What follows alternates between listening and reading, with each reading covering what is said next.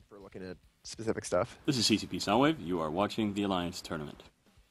Dead terrorists. Oops. Hi, and welcome to the third match of the day. This is Lone Star Partners versus Raiden.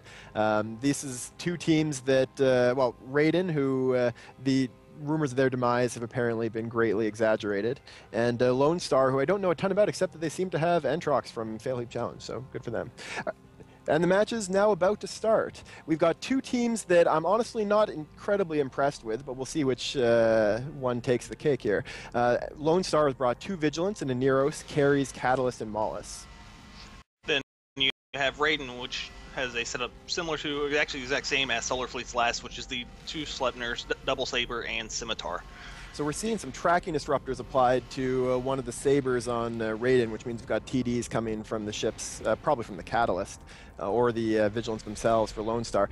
This match is going to start with, Vigilants versus Sleipnirs brawling, and I really don't have money on the Vigilants in that case.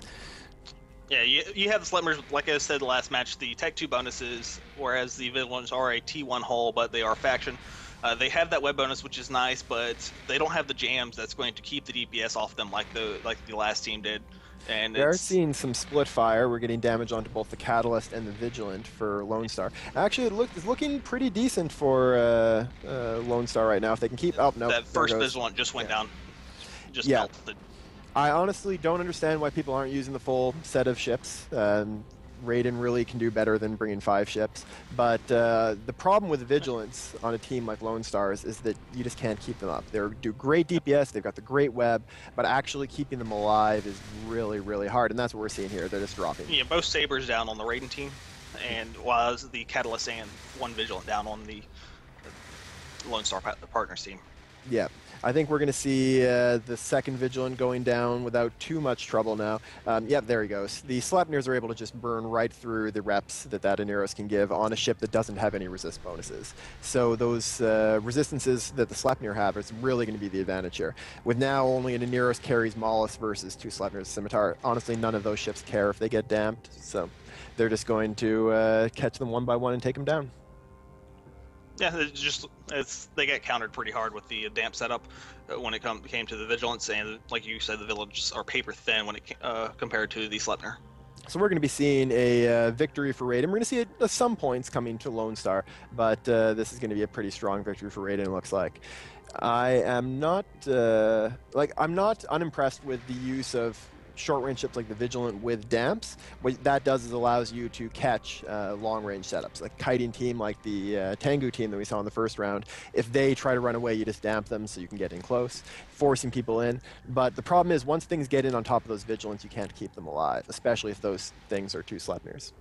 Yeah, well, you could also see it in the way that they use the damps to counter the logistics sitting at range, force him to come in close, that way the Vigilants can get to him. Another strong tactic, but it wasn't enough in this case. We're seeing the Aneros go down now for the Lone Star Partners. There goes Entrox.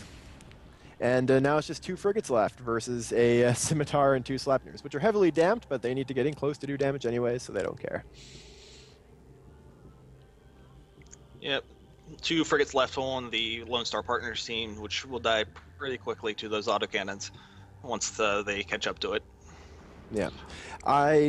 This will be the first time we've seen this double Sleipnir Scimitar Saber team win this year. It was a team that did okay last year, nothing too spectacular. It was actually one of my favorite teams going into last year, because I'm a big fan of the Sleipnir personally. But it turns out that really Sabers don't do a great job of tackling. They're a great anti-frigate killing ship, but if you rely on them for tackling like this team does, they just die, as we saw them go down quickly. I think the thing that allowed these Sleipnirs to take in this, we see another frigate go down for Lone Star. The thing that allowed these Sleipnirs to take it was that they started at 0 on Vigilance, and that's a great place for Sleipnirs to be.